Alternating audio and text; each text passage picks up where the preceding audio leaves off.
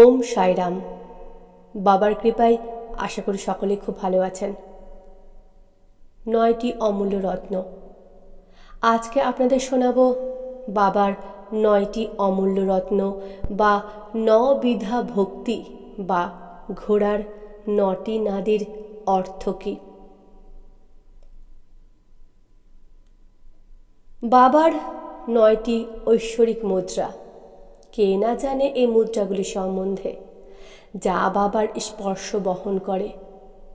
বাবা তার কফনির পকেট থেকে প্রথমে 5টি মুদ্রা এবং তারপরে 4টি মুদ্রা, মোট 9টি মুদ্রা তার পার্থিব শরীর ত্যাগ করার পূর্বে লক্ষ্মীবাঈ শিন্দেকে দান করেছিলেন। এ কথা বাবার প্রতিটি ভক্তেরই জানা।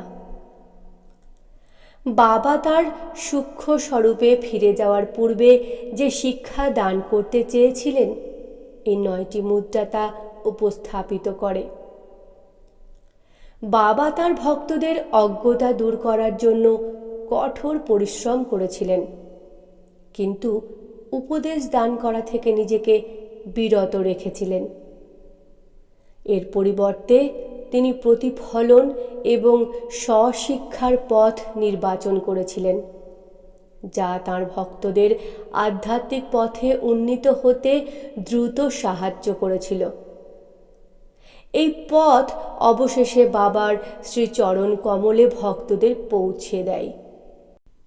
একবার চিন্তা করে দেখুন, ভক্তবৃন্দ যদি এ শিক্ষা লাভ না করত, তাহলে তারা অন্যদের মধ্যে ঐশ্বরিক জ্ঞান অর্জন করতে কিভাবে অন্যদের সাহায্য করতে পারত। বাবা সর্বদা চাইতেন যে প্রত্যেকটি ভক্তের বিভিন্ন অনৈতিক গুণাবলী, যেমন অহংবোধ, ঈর্ষা, দ্বেষ, স্বার্থপরতা এবং সমালোচনা করার অভ্যাস ইত্যাদি পার্থিব ইচ্ছা থেকে মুক্ত হওয়া উচিত। প্রথম 5টি মুদ্রা এই অবগুণগুলি উপস্থাপিত করে, যা থেকে সম্পূর্ণরূপে মুক্ত হওয়া উচিত এবং যা জয় করা উচিত আমাদের প্রকৃত রূপে আধ্যাত্মিক পথে যাত্রা শুরু করার পূর্বেই। পরবর্তী 4টি মুদ্রা ঈশ্বরের প্রতি পরিপূর্ণ বিশ্বাস এবং সম্পূর্ণ আত্মসমর্পণ, শান্ত সমাহিত ভাব, সত্যের অনুসন্ধান করার সদিচ্ছা এবং নিঃস্বার্থভাবে অপরের সেবা করা, এইগুলিকেই নির্দেশ করে। কোনো ব্যক্তি যখন সমস্ত অবগুণ থেকে নিজেকে মুক্ত করতে সক্ষম হবে, তখন তার মধ্যে সমস্ত ভালো গুণের সঞ্চার ঘটবে।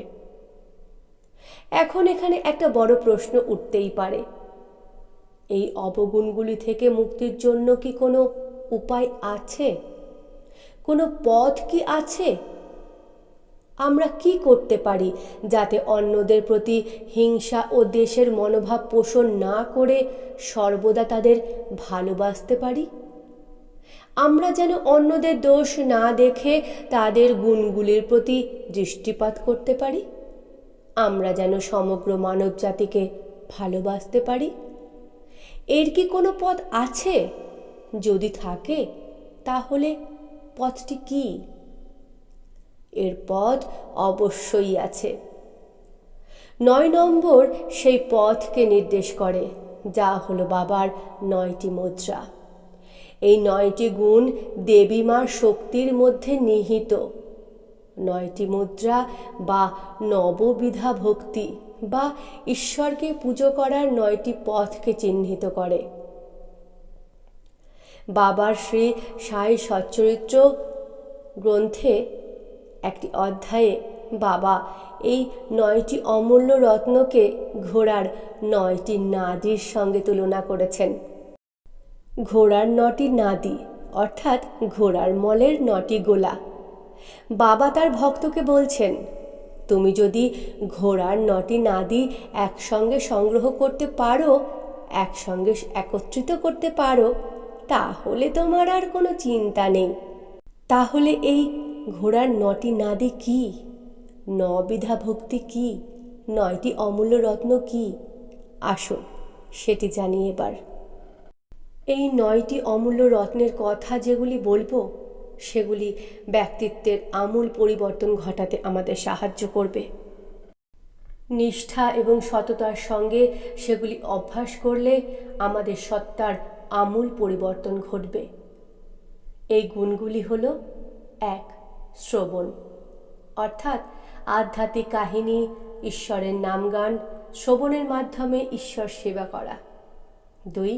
কীর্তন, অর্থাৎ ভক্তিমূলক গান গাওয়া, ঈশ্বরের নাম জপ করা ইত্যাদির মাধ্যমে ঈশ্বর সেবা করা। 3.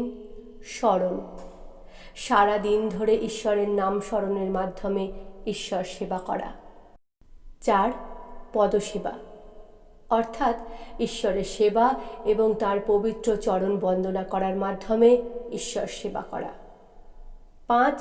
অর্চন, অর্থাৎ পুজোর কাজে নিজেকে নিয়োজিত রাখার মাধ্যমে ঈশ্বর সেবা করা। 6. বন্দন, অর্থাৎ নিঃস্বার্থভাবে আনন্দের সঙ্গে ঈশ্বরের প্রশংসা করার মাধ্যমে ঈশ্বর সেবা করা। 7. দাস্য, ঈশ্বরের সেবার মাধ্যমে ঈশ্বর সেবা করা। 8. সখ্য, অর্থাৎ ঈশ্বরের সঙ্গে সখারূপে পবিত্র সম্পর্ক গড়ে তোলার মাধ্যমে ঈশ্বর সেবা করা। 9.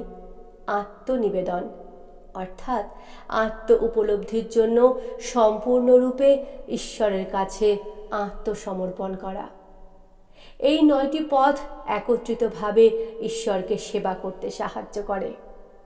বাবা বলেন, এই 9টি পথের কোনো একটি পথ যদি তুমি শুদ্ধভাবে এবং নিষ্ঠার সঙ্গে মেনে চলতে পারো, তাহলে তুমি নবিধা শক্তি বা নবিধা ভক্তি অর্জন করতে পারবে, অর্থাৎ ঈশ্বরকে অর্জন করতে পারবে। আবার আমাদের সমস্ত শক্তি ও উদ্যম একত্রিত করে যদি এই 9টি পথে ঈশ্বর সেবায় নিয়োগ করা হয়, সেই ক্ষেত্রে মন অস্থির ও অশান্ত হওয়ার কোনো সম্ভাবনাই থাকে না। অবগুণ দূর হয়ে সদ্গুণের সঞ্চার হয়। কিন্তু বাবা যেমন সাংসারিক, সংসারে থেকে ভক্তির পথ তিনি বেছে নিয়েছিলেন, আমরা বাবার ভক্তরাও সংসারের মধ্যে থেকে ঈশ্বর সেবায় নিজেদেরকে নিয়োজিত করব, এটিই বাবা চান। নবিধা ভক্তির 9টি পথ একটি সাংসারিক মানুষের পক্ষে মেনে চলা সম্ভব নয়। তাই বাবা বলতেন, 9টি পথের মধ্যে যে কোনো একটি পথে তুমি চোখ বন্ধ করে যদি যাত্রা শুরু করতে পারো, তাহলে অবশ্যই তুমি তোমার গন্তব্যস্থলে পৌঁছবে এবং তোমাকে পৌঁছানোর দায়িত্ব স্বয়ং ঈশ্বর নেবেন। ওম সাই রাম।